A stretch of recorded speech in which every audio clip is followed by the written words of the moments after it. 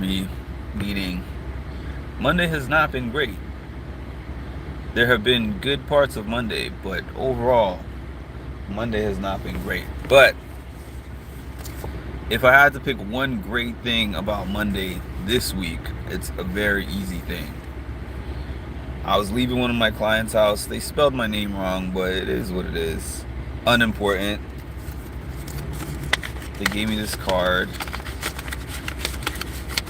right?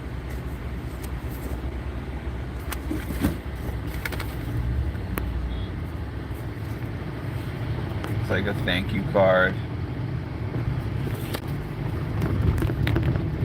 And they just thanked me because they said that they have worked with other care coordinators before, and they've worked with a lot of other providers in general, and that they found me to be more genuine than those people that they had worked with previously, and they just said that they were happy for the service that I provide.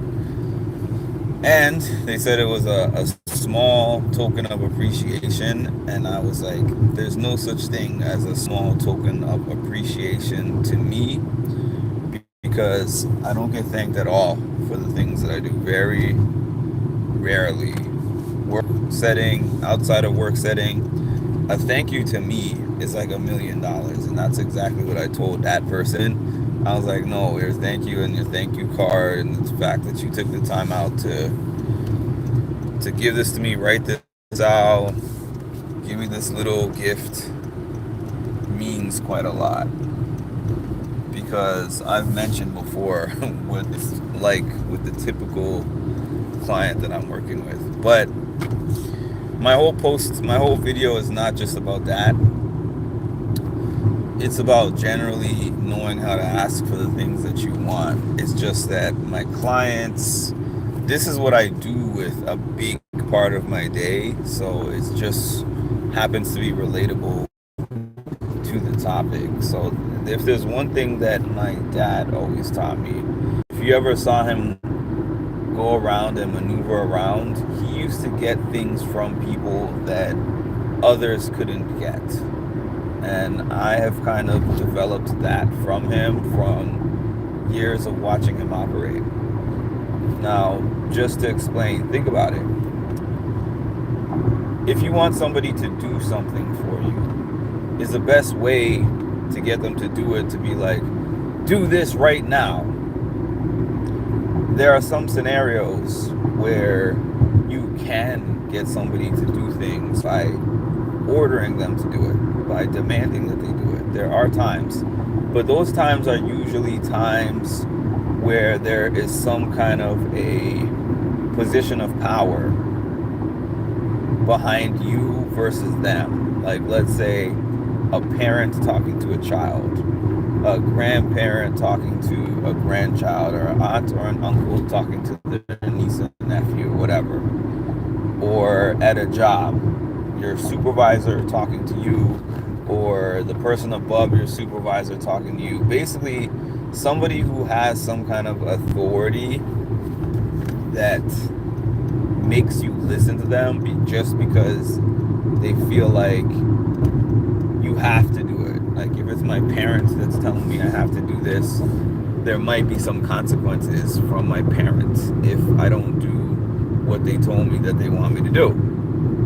Or if it's my boss telling me you have to do this or else, even if I don't want to do it, I'm like, my money is tied to whether I listen to this command or not.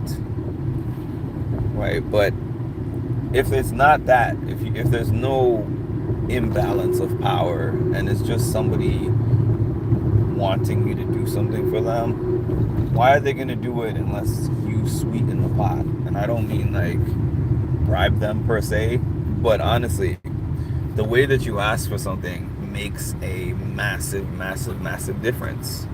Especially if somebody is doing you a favor, especially if somebody is doing something to assist you that they don't have to do. The way you ask is so important. I remember, going back to my dad, I remember when I first came to New York, I was 19. I think I was about 19, and I wanted to get a summer job so that I could have some money to take with me to college. Because some of you have the experience of being like a broke college student. It's the worst. And I was going into my second year of college. And I remember, I mean, not just that I wanted a job, but my parents wanted me to have a job. And they were like pushing for me to get a job. So I was like, I'm on it. You know, I'm putting my resume out there. I've been putting my resume out, and I've been filling out job applications. So it's not my fault. I just haven't gotten a call back. So this one day, I guess my dad was off work, or he just made some time for this. He was like, no, we're not going to do this of just handing in the resume and then hoping that somebody calls you back. I don't think they do this nowadays anymore. But anyways, back in those days, I say back in those days like it was that long ago, but it was long ago based on the world of right now versus the world in 2006. 2006 was a very different time for employment. So he was like, what we're going to do is you're going to print out your resumes. Excuse me. Tired today. You dress up in a suit, and we go around to these different businesses in the local community, and you shake their hand, you smile, you explain to them, I am a college student, I'm here on vacation, I'm willing to do X, Y, and Z, and I would like to know if I could get a job from you. Good afternoon, that's nice, they appreciate you. Seems to be rare these days that good work is acknowledged. Yes, it is. Or even, it doesn't even have to be exceptional work. It could even just be somebody doing their job and doing their job as it's intended. Because I feel like I go above and beyond for my job, but I think that everyone deserves some kind of recognition, even if it's not from the clients, because sometimes the clients are not in a place to feel or express appreciation, but at least from the job. But I remember I went around, and when I eventually got the job was because he took me to this pizza place, and I went in there, I dressed up in my suit, I had my resume with me, I shook the man's hand, and I said, my name is Mark, yada yada, I'm looking for a summer job. And he was impressed. He was just impressed with speaking to me, the way that I spoke to him, the way that I was dressed up, the way that I was professional, and just the conversation that we had. And he was like, can you start tomorrow? So I had an off the books job at the pizza parlor, just helping him get out the supplies in the morning, emptying the garbages, whatever, and then he would give me, let's say, $80, maybe like $80 out of the cash register. That was the best. Not having to pay taxes on that stuff, just $80 off the books that I would get for the month, for the day. And I worked, I don't think it was 5 days a week, I think maybe 2 or 3 days a week, but the point of the matter was, it was the way that I asked in which I was able to get that particular job. It was nothing that was even being advertised. It was just that my dad instilled in me the people skills to be able to do that. Hey, Vitality, you know what? That live that I did the other day that you found me on, YouTube didn't even post it. I was so upset about that. I did, for those who were not there, I did this morning live one morning, and there was so many people on the live. I even saved the stats for it, because it shows you the stats right after you turn on the live, right after you turn off the live. And it had a lot of people on there, and YouTube just straight up did not post it. I couldn't find the video again. But I did a whole morning walk. I went to the grocery store. I cooked some eggs. I did we were talking about jobs and stuff, and then yeah, I wanted to watch the video back, but I could not. But anyways, glad you found me again. That's okay. I have not been consistently doing lives on this page, unfortunately, but I do want to get back to doing lives on the page. On this page. I have a second page. I don't know if you watch reality TV, but it's a page that covers that. It's called Mindful Reality. Reality is spelled REALITEA. And if you forget that, you can go to this page and check my About Me section, and I have that link in there. I've had a lot of personal stuff going on. Sorry to hear that. Yeah, life is lifing for me too. Life is lifing for me too. Although I wouldn't say that I would call it personal stuff going on. I've had a few personal things going on. I've had a lot of work related things going on, including today.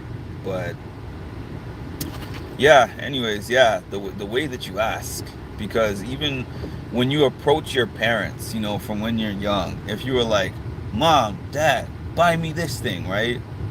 Give me this. Or you're like, I don't think my bedtime needs to be 8 o'clock, because bedtime used to be a thing. Most of my friends that have kids nowadays, bedtime is not a thing for them. Like, their 4-year-old is going to bed at midnight after they finish their cartoons and their ice cream. But bedtime was a real thing when I was growing up. Bedtime was a real thing. If they said 7 o'clock, it was 7 o'clock. The only way that it wasn't 7 o'clock is if after 7 o'clock hits, I sneak down from my room or something. But that was strictly enforced. So in order for me to ever ask them for things, I had to figure out a way how to ask. And obviously I could not demand, like, hey, you have to do this, because it's my parents. 10? When you turn 10, bedtime went away? Wow, let me see. When did bedtime go away for me? It was after 10. I think I was about... it wasn't that far after 10, but... maybe about 12. Maybe about 12 was the last time I had a bedtime. But then I went to a dorm where we didn't have a bedtime per se, but we had like a lights out time. And it was based on what grade you were in. So I lived in the dorm, and we had pretty strict rules in the dorm. I never went to bed at that time, but we did have the RAs come to our rooms and turn off the lights. We would just wait 20 minutes, 30 minutes, and then turn the lights back on, and that was that. But bedtime used to be a thing. No parents that I know now have bedtime. My mom tells me to go to sleep, but doesn't force me to at certain times. Yeah, but I would have to actually build up a way how to ask them in a way that was not demanding, in a way that was give a little and you get a little. So I remember when I wanted to ask my mom for this basketball hoop, because all of my friends had these personal basketball hoops, and to be honest, I didn't really need the basketball hoop, because my backyard had this massive, beautiful park in the backyard. And then we had a basketball hoop right there. Like, it was not like it was a 10-minute walk, a 15-minute walk. Literally, our fence was there, and right around the fence, a big soccer field, and then a basketball court and a baseball field and a playground, like a jungle gym. So I didn't need it. It was just something that I wanted.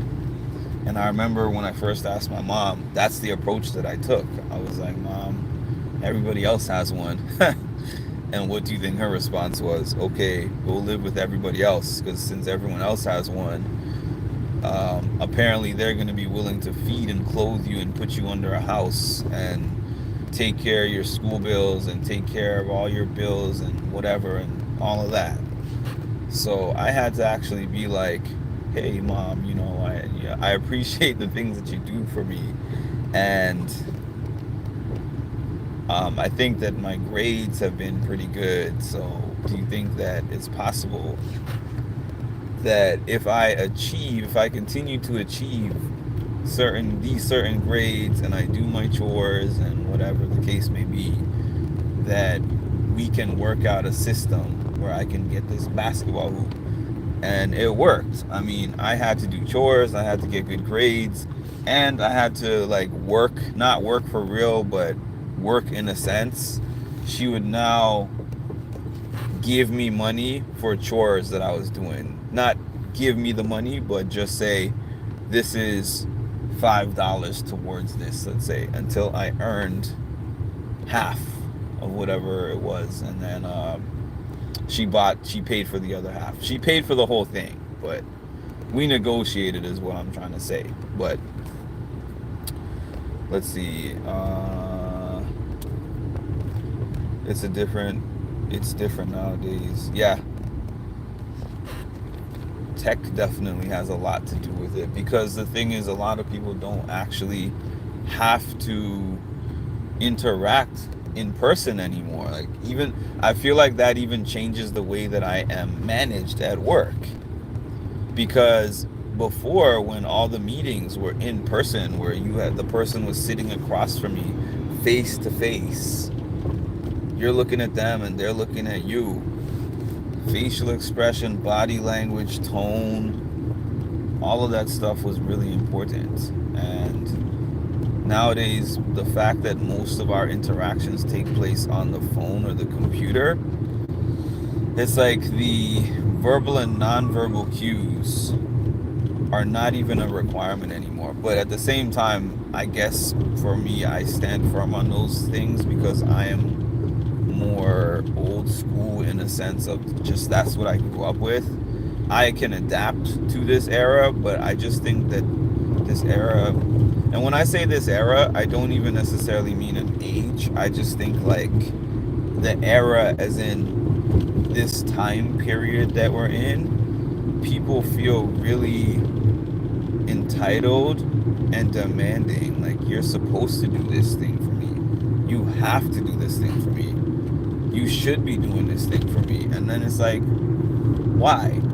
Even let's say I'm doing a paid profession. I'm paid for my profession. Like, I clock in when I'm working with you. I'm doing my job.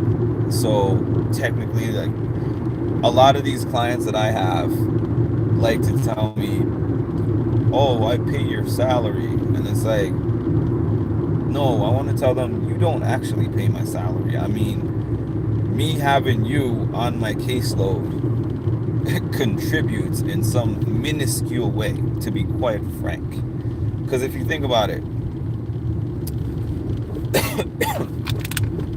what I'm doing is considered the operations of the business. Operations are the people with their feet on the ground. So like, let's say there's a McDonald's. That's not my job, but just to simplify what I'm talking about. Let's say there's a McDonald's. You have the administration, you have like the C-suite, you have the CEO level people, and then in between there, you have the middle management. You have the middle management who takes everything that comes from the upper management and then figures out to you, operations team, and the operations team are the people who do the function at the keep going. So even though what I'm doing is not McDonald's, it's still operations, because I'm at the bottom of the food chain, where they just tell me, hey, you're doing this. Hey, we decided that your job is shifting to this. And what can I do about it? because I am not in an administrative position. The only thing I can do is say I don't want to, argue about it, appeal, I don't know, talk to HR. I've done all of those things, and all of those things are futile. It's just throwing a penny in the ocean is what it is, what it amounts to. But one thing is, if they had a better way of asking, things would be going better, because ultimately I understand that I am doing a job. I know that I have to make money in order for the company to justify paying my salary. I have to be earning more than whatever they're giving me to justify them giving me a salary. I'm not one of those people that doesn't understand that, because some people are like, oh, I make so much money for this company and they don't pay me enough. That's a given. Unless you own the company, you're not going to get paid enough. And even if you do own the company, you're probably still going to feel like you don't get paid enough. But when somebody is just like, do this or else, do this or you're going to get written up, do this because you have to do this because this is what you signed up for, or a client telling you do this because, I have an example of that actually. I had a client, I talked about this earlier. I talked about this like a live maybe a month ago or so, a month or two ago, when I started doing this case management job. I had this client who I was working with for a few months, like a couple of months at least, and I did a lot for this person. You know, I helped get them connected with therapy, like a domestic violence specialist. There was just a bunch of things that I did with them. And to my knowledge, we had a good working relationship. You know, it was a consistent person that didn't skip our appointments, and we were able to meet, we were able to speak on the phone, and we were just getting things done. This person called me one day and then said to me, I lost my job. And I said, I'm sorry to hear that. And they were like, I don't know what I'm going to do going forward. So I said, I can assist you. And the way I was going to assist that particular person was that I said, okay, we can meet on Friday. This was a Monday that they lost the job. We can meet on Friday, bring in your resume or bring in your computer with the resume on it. We can work on the resume together. We can probably send some resumes out on different job search websites. And in addition to that,